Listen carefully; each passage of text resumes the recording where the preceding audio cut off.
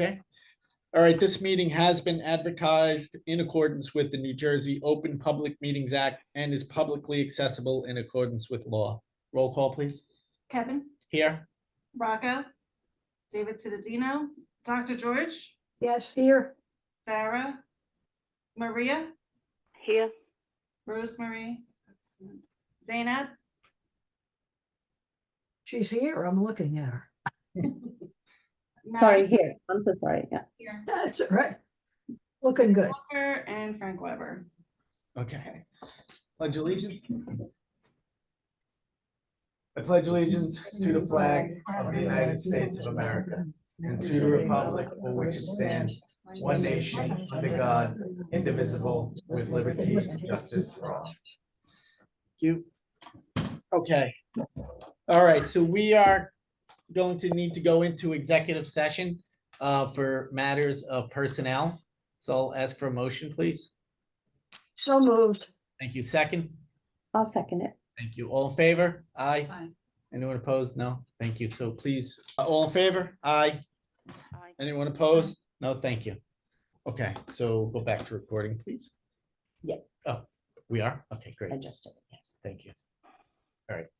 Okay, so we are back. So let's move on to the minutes, the approval of the regular meeting minutes and the executive session minutes from April 10th. Do I have a motion? I'll move to approve them. Thank you. Second? Second. Thank you. And any discussion? Okay, roll call, please. Dr. George, Yes, Maria, I'll abstain. Zainab, Abstain? and Maddie. Yes. And Kevin, yes. And Kevin. Yes, thank you. Okay, moving on to personnel. We have one item to add on the personnel. Chris, will you read that, please? Sure, it's a motion to acknowledge and approve the termination of employee number 1450 effective April 25th, 2024. Do I have a motion? so moved. Thank you. Second? Maddie seconds, thank you. Any discussion on the basis of it? No. Roll call, please. Maria, Yes, Zainab, Yes. Maddie. Yes. Dr. George Yes, and Kevin. Yes. Thank you. Finance, the bill listing in the amount of 273,490.68. Do we have a motion? I'll make the motion. Thank you, Maria. Second? I second it. Thank you. Maria, I know you have reviewed this, correct? Do you have any Yes. questions or concerns? No, everything was in order, Kevin. Thank you. Anybody with any discussion? Okay, roll call, please. Zainab, Abstain? Maddie. Yes. Dr. George, abstain. Maria, Yes, and Kevin. Yes, thank you. Okay, accept the proposal from Suppley Clooney and Company to conduct a 2023 audit in the amount of 8,500. Do I have a motion? I move to approve. Thank you. Second? I'll second it. Thank you. Any discussion? How much is this over this year's? $700. Roll call, please. Maddie. Yes. Dr. George, Yes, Maria, Yes, and Zainab, Yes. and Kevin. Yes.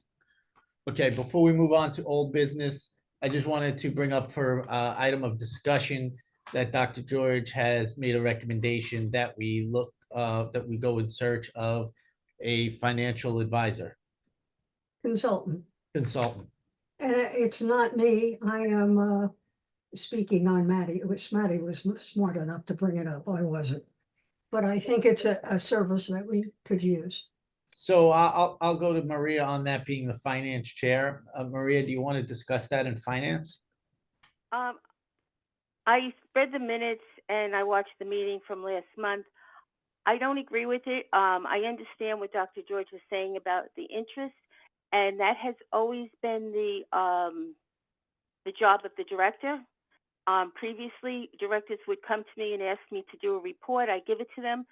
Two directors, I don't remember the directors who they were, They brought it to the board and said, this is what we're getting in interest. And the board all said, okay, and they let it go. So nothing was ever done. I just don't understand why we would pay for a financial when we have a director. Because I'm not a financial advisor. Absolutely. Why do Well- we pay for a lawyer? I mean, that's Well, her business. She has to so- know. So Well, I, this is just my opinion. Right. Kevin asked Okay. me and I gave my Right. opinion. so, and I'll, I can see both sides of it, right? I think that it's always great to get the professional advice to Dr. George's opinion.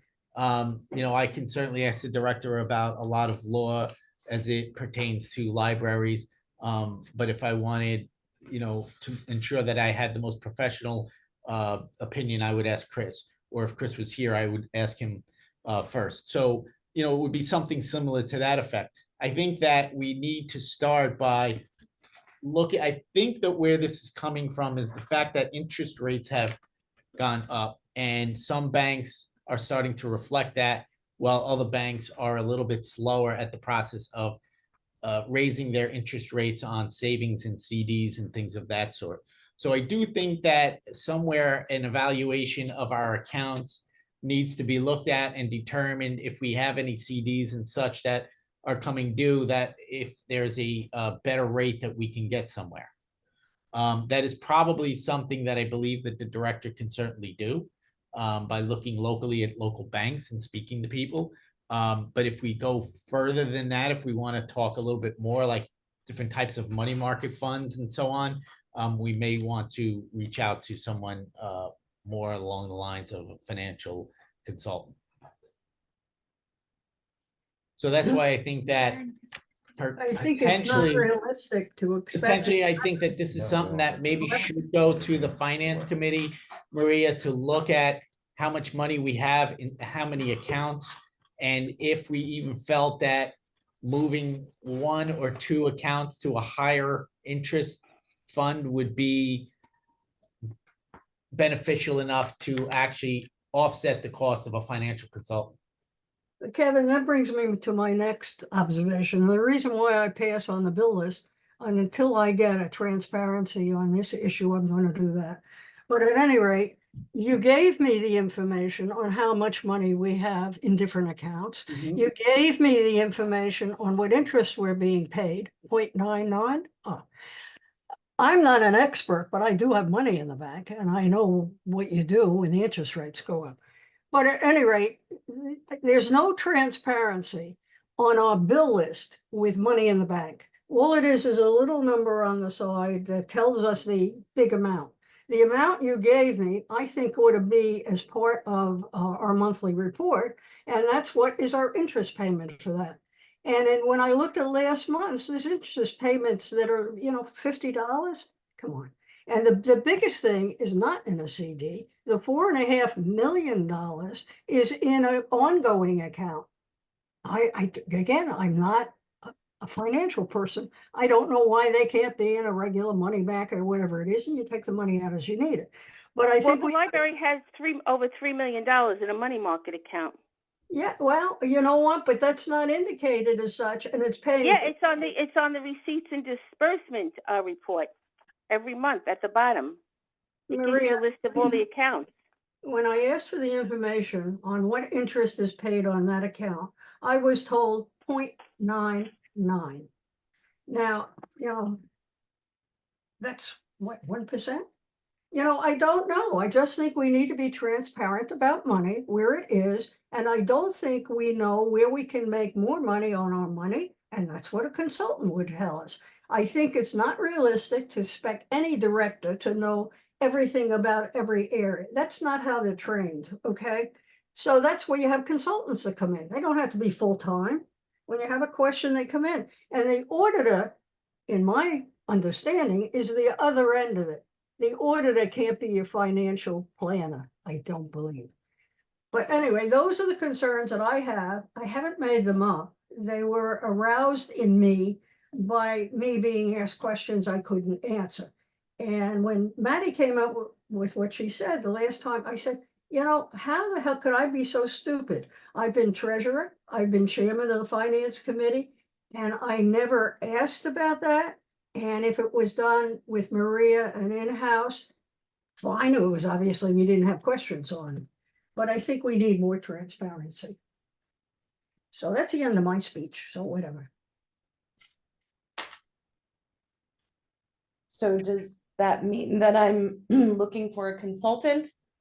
Or am I think you- just pulling interest rates? I think we need a job description of what you, how you think a consultant would help you, would be helpful. I don't think you'd have a job description for No. that. You, Yeah. it's an external vendor consultant, so it wouldn't be a job description so much as you'd have an RFP, just saying you want Yeah. a financial advisor. Right, Right. whatever, again, whatever is needed. I think you need, before you do the RFP, you have to know what you want the person to do. So I would also start with, it certainly raises a good question of, are we getting the most out of our money? And I think that we need to look at what interest rates we're getting and can we find better alternatives out there, right? And then at the same time, what would a financial advisor cost us? And then determine if, listen, for the small amount of additional money we're going to make, it doesn't make sense to go to an advisor where we know that we can get higher interest rates by going into a different fund or a different account somewhere. So, For now, I'm getting 5.5% on just, a bank, whatever. And they're not fly-by-night or credit union, they're regular banks. If we're getting 0.99 and you can get 5.50, that's a lot of money on 4 1/3 million. right, so I think that the directive should be to the director to look at alternatives out there and come back with a report.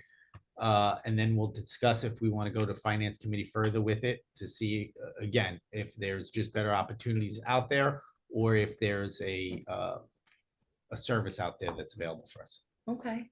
And maybe even Ken- speak to other Kevin, can, libraries and find out what they're doing financially. Okay. I'm sorry, would someone say something, Maria? I was gonna ask, Dawn, I would suggest also starting with the bank that we use right now. She could call them and say, the board has a concern. This is what we're getting on each account. Can you do any better? Since the interest rates are increasing. So we Sure. get an idea. Maybe they'll up it. So this way we have a place to start. I agree, Maria, and sometimes they'll put you in touch with someone in their organization that Right. can help us, so, and provide us some information and make sure we're getting the most out of it. So that might be a start. Mhm. So I'll ask the director to come back with, do a little research and come back to us, and we'll discuss this further either next month or in the next couple of months. Can I ask some other questions Sure. with finance? So I submitted a draft budget in December and I Yes, don't. I know. Yes, I do, and I do apologize. I've been sick. I was in the hospital for a couple of days. I never got in touch with Frank. I'm hoping to get in touch with Frank in the next few weeks. I mean, Okay. the next few days. I've All just right. been have not been well. And I'm sorry to hear that. And I just didn't know at this point if you wanted me to send it to the full board for consideration. Okay, We'll get it. Believe me, we'll get it done. okay.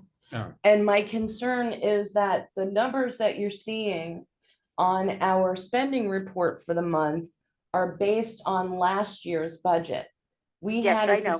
a substantial increase this year that's not been accounted for. And what I'm concerned about is that we're at about a quarter of our appropriation, almost halfway through the year. And I understand we don't just waste money or throw money. I appreciate that. But I do think that there's a sense of urgency with the staffing and with the spending that is extremely important.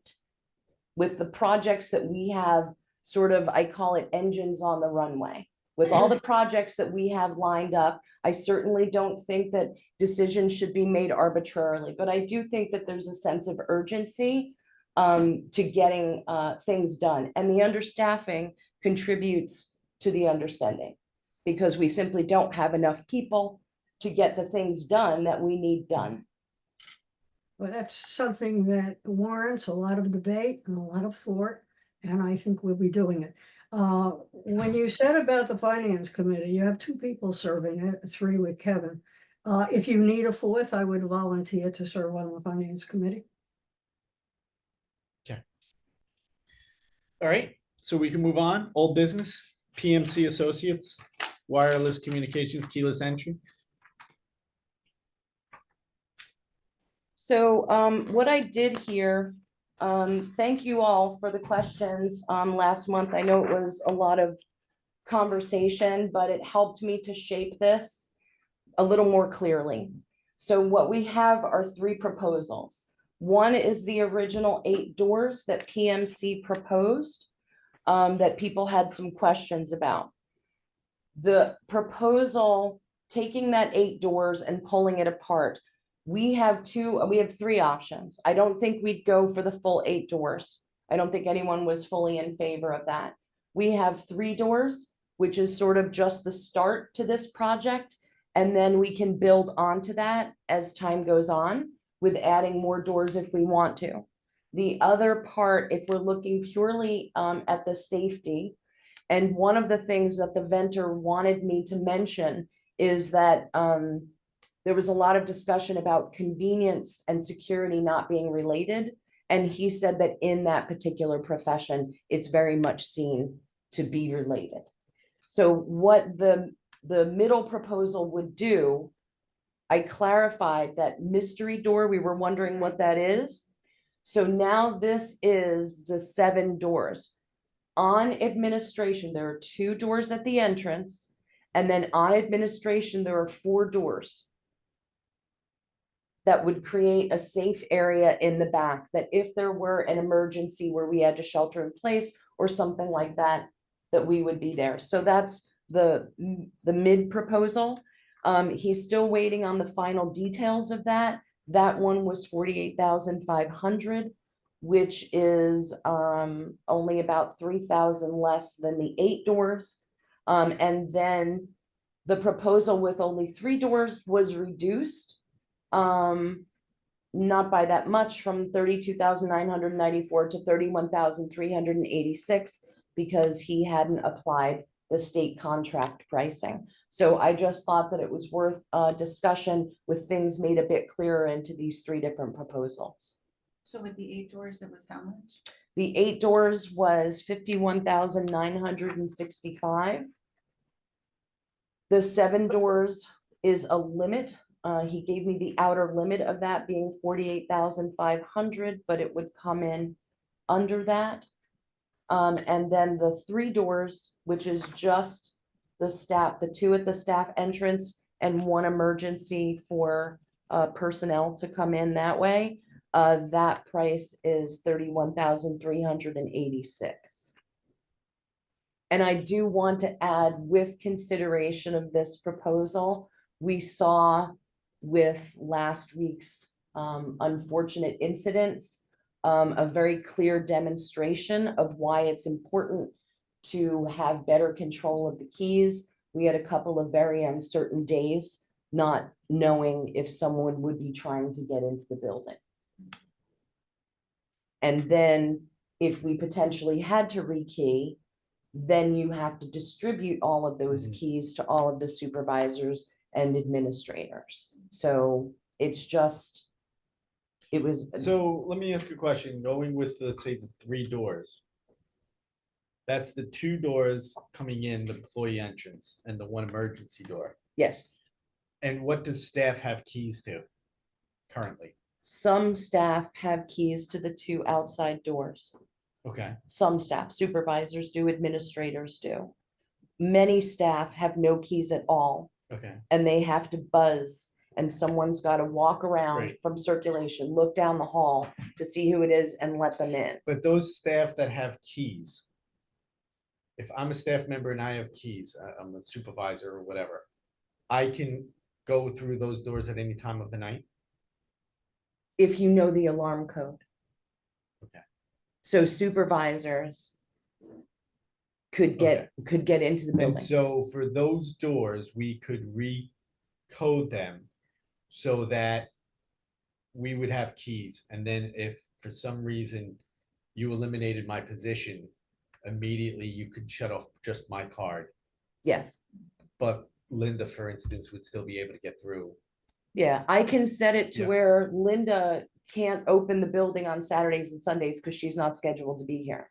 You can set individual permissions for Well, everyone. what I'm saying is, so the doors that I or anyone else, let's say a supervisory position, would have would only be those 3 doors anyway, would actually 2 of them, the 2 over there. Where they actually have keys to now is to the 2 doors at the staff entrance.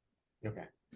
So we could change those 2, which would be basically like giving everyone a key, right? But being able to turn off anyone's key and not have to re-key the door if in case there was an incident with an employee. And then we would have the 1 additional for the emergency Yeah, like service. if somebody like just leaves their position. Leaves their Right, position it's or the whatever. same thing, Yeah, yeah. right. Yes, I'm not clear on the doors. Are the doors, the 2 doors in the front? Those No, are- no, the 2, where the employees come in, Dr. George, In on the the side. back, right, that's where we get deliveries too, when I Yeah, have. so there's the first door and then there's an inner door. And then you're That's into the the front, administration. okay. So it's those 2 doors. Okay, And then And the the back- one door that's all the way over by the police station, whereas if there was an emergency, the police could use it to come through that door rather than coming around through the main entrance. so the only thing that's eliminated from the top is the inside doors. Is that correct? The ones where you'll be sheltering in place. In other so words, the shelter in place doesn't affect the outside, the exterior doors either, those front doors. The shelter in place would only be the administrative and technical services office. There are 1, 2, 3, 4, 5, 6 doors for that area. Is So it that would- what makes it more expensive? I don't know what the difference between 32 and 52 is. So, it's the number of doors. But those are the doors we're talking about, correct? So Not outside I'm doors? talking about the lowest cost right now, which is 3 Yeah, you doors. and me both, Kevin. I think Yeah. that's how you start. Right. So I'm talking about the 3 doors. That's the lowest cost. And that's the 3,000, right? That's 31. the 31,000. 31, I'm sorry, Yeah. 31. And then the 51,000 is doing 8 doors. Yes, But 8 doors to outside? Because I don't know who uses 8 doors to outside. So no, it's not all outdoor. So it's the 2, the employee entrance, and you said several other doors on by administration. what it would do is it would create a sealed area in administration that in the case of an emergency, all of those doors would only be accessible by someone with the code. So that means staff and emergency services would be the only ones able to access that area. That's all the staff? Or just the people in that area? It would be all of the staff because you can program any staff members for particular doors. So you would give any staff any internal doors because obviously they can float anywhere within the building. Okay, You might not give a junior employee, certain access to other doors, outdoor doors or something, but certainly you would give them in internal well, activity. we have a lot of doors, like I worked in schools where there was a door, outside door in every room, okay? So it's a whole different way of life that you have to look at. But my own thought, it would be to go with the 32 or whatever it is, find out how it works, and then add to it when you see the need to add to it. So, because- well, that's my question, my next question, and I don't know if this was asked to him. But if we went with the 31,000 and then we decided, hey, you know what, makes some sense to do all 8 doors. So now we want to do the other 5.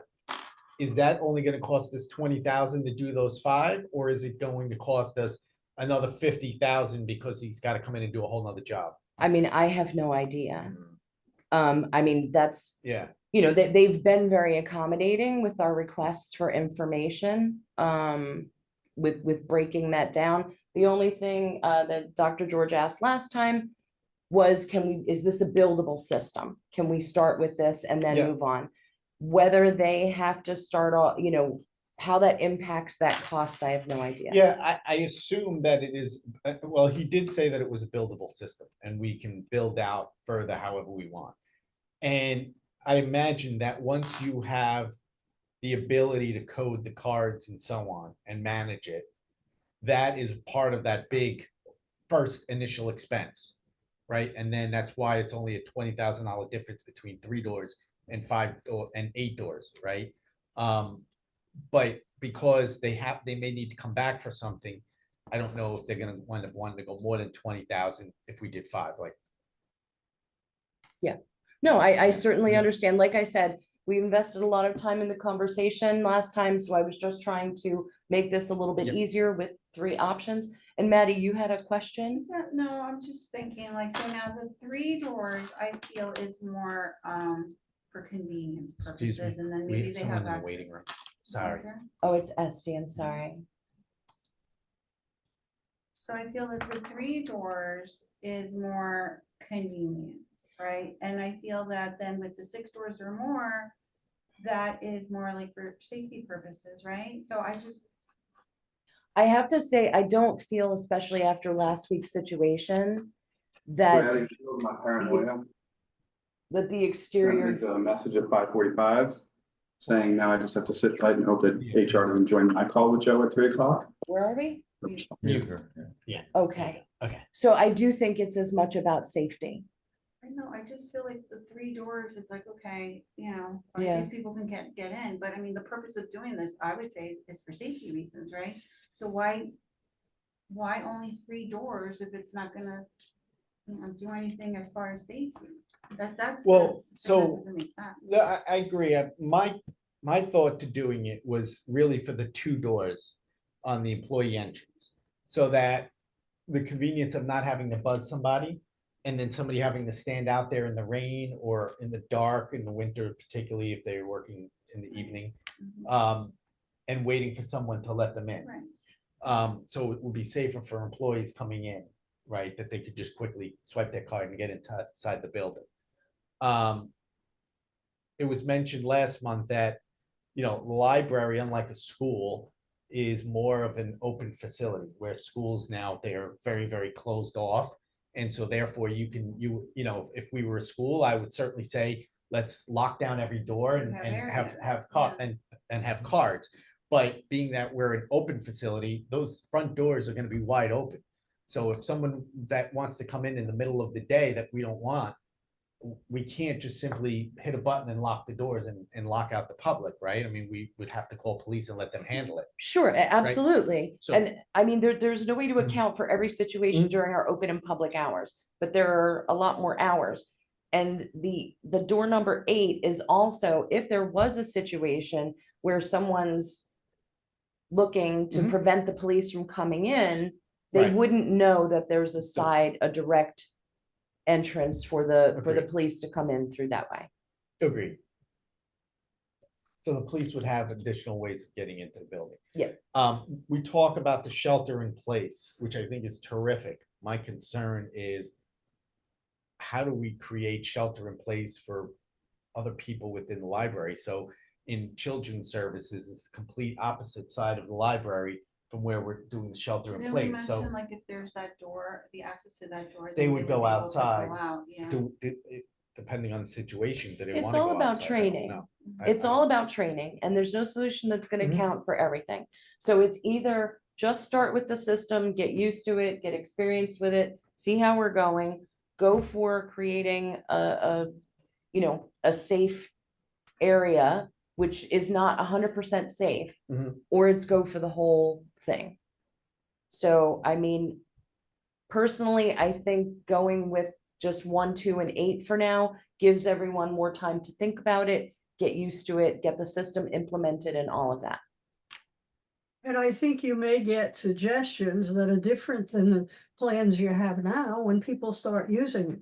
And it gives you that flexibility. I think if they gave you 3 plans, then they know that you're gonna be talking about 3 plans, the company.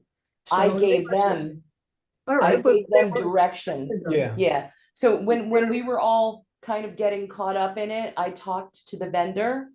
and I had him make a change because there were some doors that didn't make sense. So I asked them to give that more structure. Well, I think you have to start somewhere. The last discussion that we just had was about money, and you talked about staffing and expenses. And then the next thing we talk about is, well, should we spend 30,000 or 50,000? I think I'd start with the 30,000 and keep my eyes open and make whatever changes, we need to make. Thank God we're right by the police station. Maria, did you have something? I don't know if you were saying something. Oh, no, my opinion, I would go for the whole thing. I would like to see one project get totally done so the director can move on with maybe doing things with furnishings and upgrading our public computers. I don't see why. We have the money. We have over $3 million in the bank. Let's get this done. Let's get something done. Well, I agree, I disagree with Maria, and that's okay, we're friends and that's allowed. I think you start small, because I think even if you went for 51,000, you don't say that's done, this is over, on to the next thing. You're gonna make touches, changes, improvements. I mean, that's part of the job. So we all That- entitled to our own opinion. And I would start small and keep my eyes open. And you've Diane, started. I'd be interested to hear your thoughts. So I agree. I think I would start with a few exits and entrances and then go with additional ones later on. Like the major doors. So you guys gonna leave it up to me to make the deciding vote? Well, and I You just want to take- add one So- thing for Maria. Mhm. Maria, just so you know, all of those plans are ready. With the Buildings and Grounds Committee, we've prioritized certain projects. But the phase one, I've already phased out renovation for 6. And that is, I was waiting until we got through. We've obviously had some big issues that happened. And getting people in the building is incredibly important. And then just so you know, I am making plans for all of that so that you have all the information once we get past these last hurdles. It'd be good to have the budget done then too, so we know what what we're working with, so. All right, so, I see the argument on both sides. My concern is that if we go with the 30,000 and we decide that we want to expand it, it's gonna wind up costing us more in the long run. So the 51,000 is just to review through that. That's those 2 doors. How many other doors in the administrative area? 1, 2, 3, 4, 4. 4 plus the other 2, so 6 total, and 6 in the administrative and 1 for the emergency. that's 7. I thought there were 8 doors. No, it's here. That's 7. This is the 7 doors in this one. Okay, so it's 7 doors versus 3 doors. Yes. This Wasn't actually there one, includes the like, staff entrance emergency. in between? So there, with the question that we had, and the vendor originally had that swinging door in circulation on there, and that doesn't make any sense. It's the door between circulation and administration that seals off and makes that whole administrative area complete. This figure is the upper limit as the contractor is obtaining additional, okay, so That's it's, the 48. that's the 48.5, and wait a minute, I'm confused. So I know you said this, so there were 8 doors, that was 51,000. Right. So 48.5 is the 7 doors, but it may be less than that because of the pricing Yeah, that we yeah. get. So it actually probably will be less than 48.5. Yeah. So it's a difference of, so this is a difference of 16,000. And if it's less than that, you're talking maybe 15,000. Well, wait a minute, it's 51,000 to 48,000. No. 3 doors is 32 and the 7 Right, doors is yes, 48.5. So yes. it's a difference of 16,000. Yes, Which should be less than that difference because they have to obtain additional information for, and it's 4 Pricing. doors. That one is. yeah, okay. You want to All say right, it? so with that, and I think I'll agree with Maria and Maddie on this and just say, you know what, I think for that minimal amount, that it probably makes more sense to just go with the full plan, creating the safe area. Are we prepared to vote on that tonight? Is anyone uncomfortable with that? You can vote however you want to, so. Okay. All right, so then we will make a motion to go with the 7-door option, not to exceed 48.5, right? Because it should be less than that. Yep, So not to exceed that for the keyless entry for 7 doors. correct. Yep. I'll make the motion. Second, I'll second it. thanks. All right, roll call, please. Dr. George, No, Maria, Yes. Dana, Yes, change my vote. Maddie? Yes, and Kevin. Yes. Okay, thank you. All right, so let's move on to new business, AWE proposal.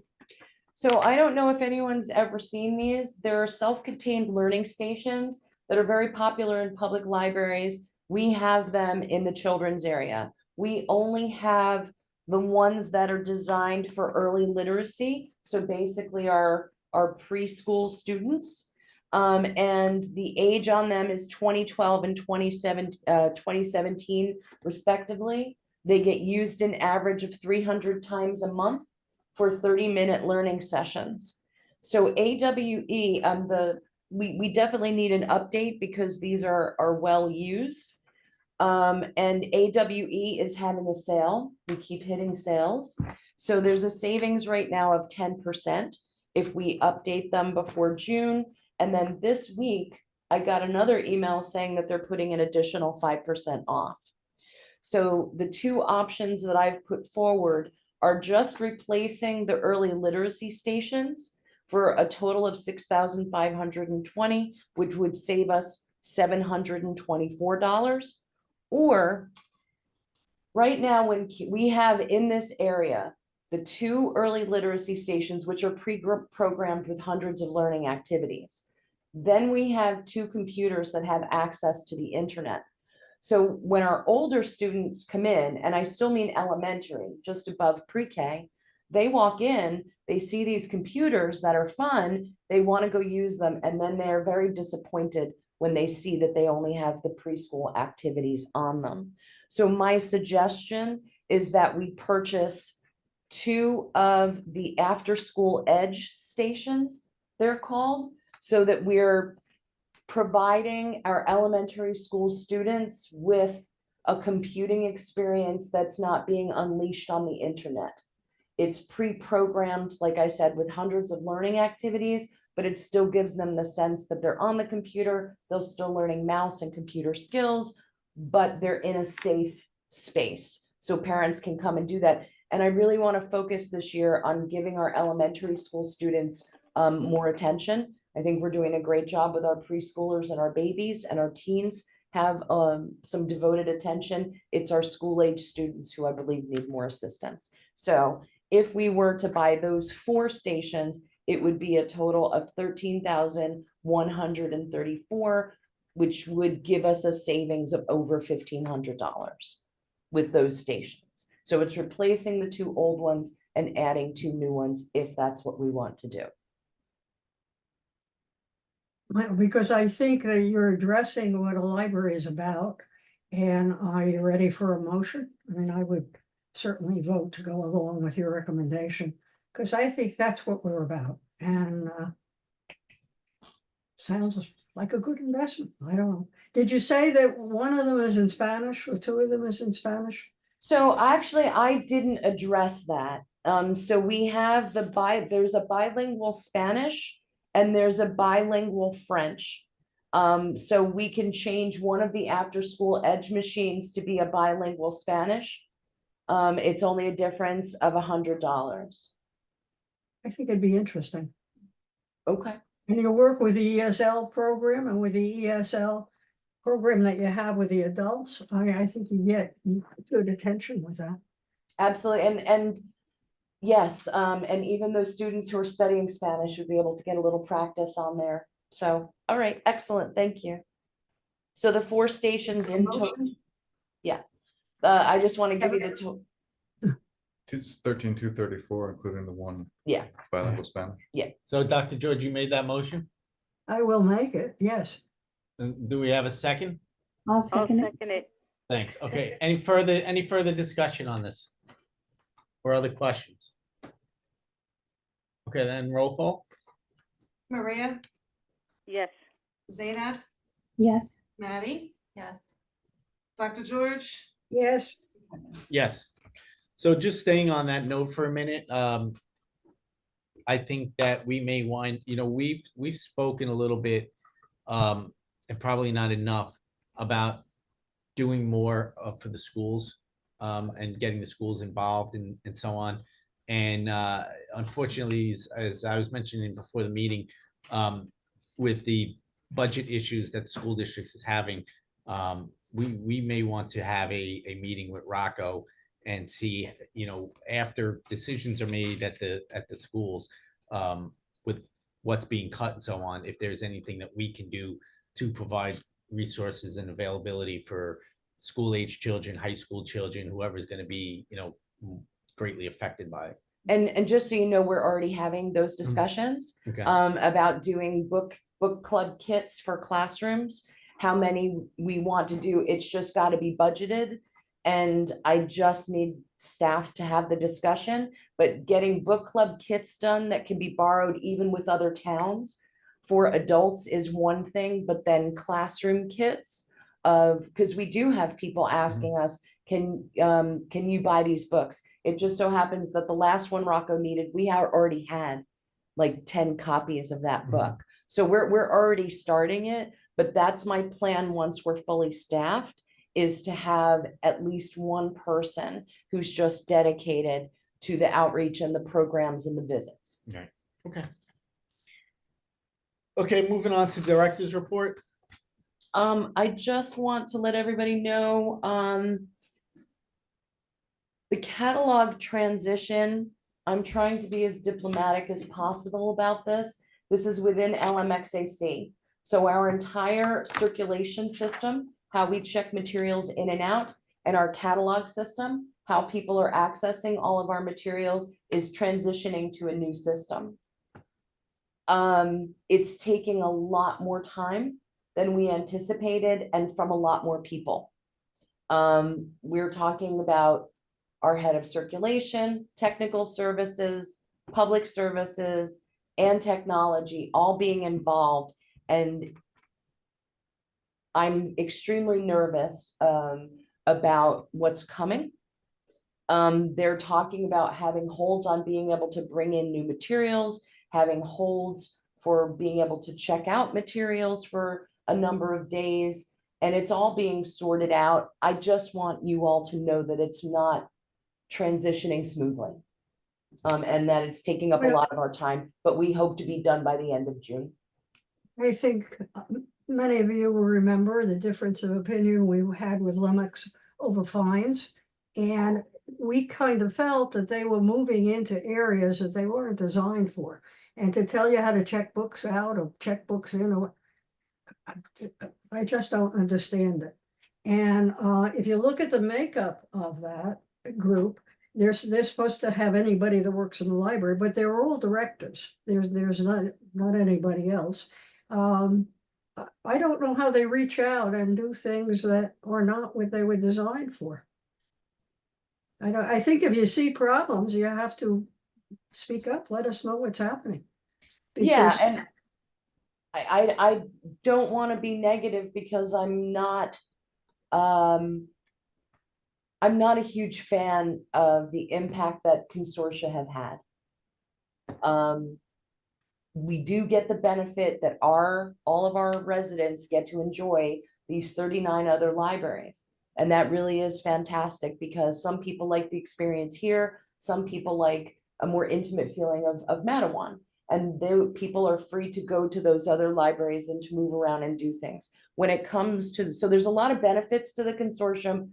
To me, the catalog sharing is not one of them because you're not able to negotiate the best functioning of the catalog with the vendor directly, you're going through this other party. And the more distance we put between the vendor and ourselves, to me, the less functionality we get.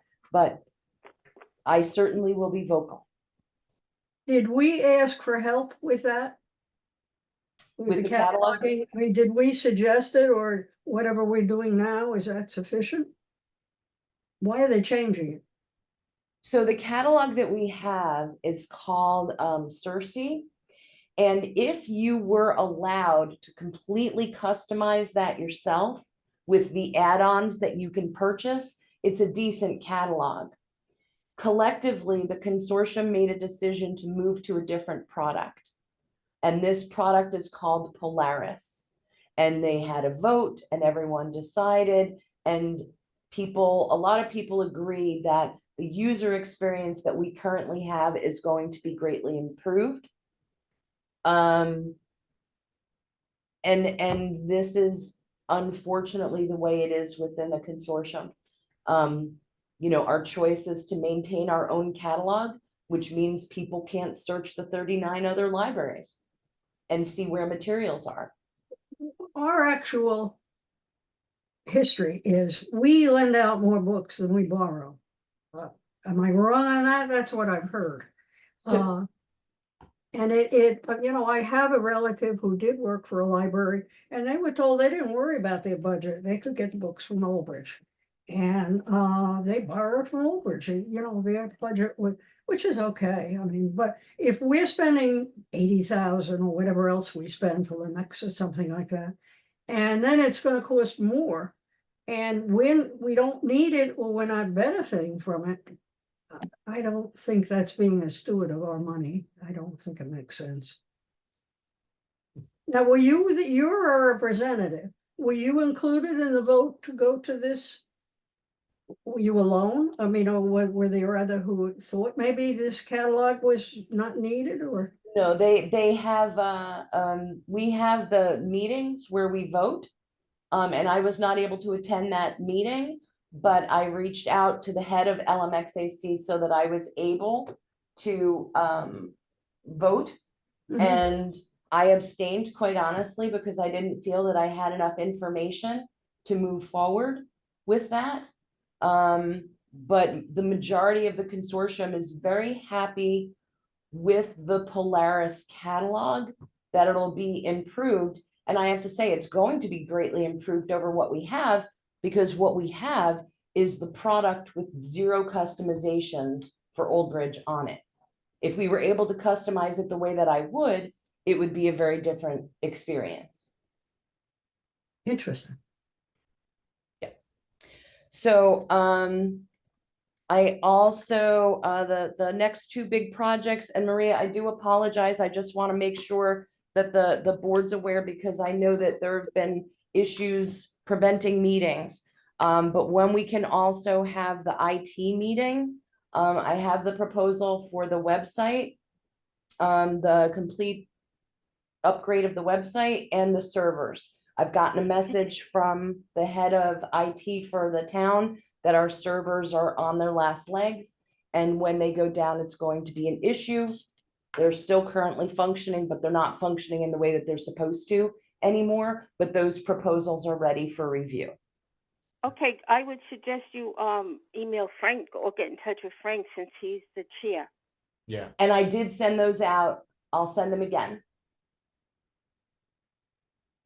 And ask him to have a meet, you know, see what he says. I'll reach out to him as well. Okay, I appreciate Yep. that. Okay. And I just want to say that I know it was a slight thing, but we did the move with the help of DPW. I just want to thank them again. It's tremendous with them moving the shelving. You know that we have 6 different areas of functionality in the library, from the quiet area over to children's. I moved 2 of the bays, one which is not normally quiet, and just created a buffer for the quiet area. And it's been extremely welcome. And now there's a direct sight line from passports to circulation, which is much better for safety. And it also allows people, the passport office is much more visible. So that was 0 cost, thanks to DPW getting that done.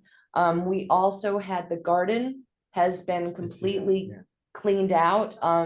Things are still growing back again already, but I need to also work on a proposal for that because I want to at least share with the board the potential for having pavers out there, creating a story area and perhaps some tables so that we get a better return on investment for that space. With people being able to go outside and use it. The garden's a great idea, but having one scout troop be able to go in and work on it is only 12 people. If it's open to the public, and also those root systems are impacting leaks in the area and where water's coming in, and the whole thing's got to be leveled. So that's another proposal that we'll be working on. Okay. And that's all that I have. Okay, does anyone have any questions or anything they want to discuss in director's report? Okay, committee reports, I'm gonna be honest, I'm just gonna fly through it because with Rocco, who handles buildings and grounds and policy out, and Frank, who handles finance, technology and marketing. We have personnel, that's Sarah, she's not here tonight. I know finance, we quickly discussed that Maria had mentioned that she's going to be getting a meeting together soon with Frank. I don't know if there's anything else.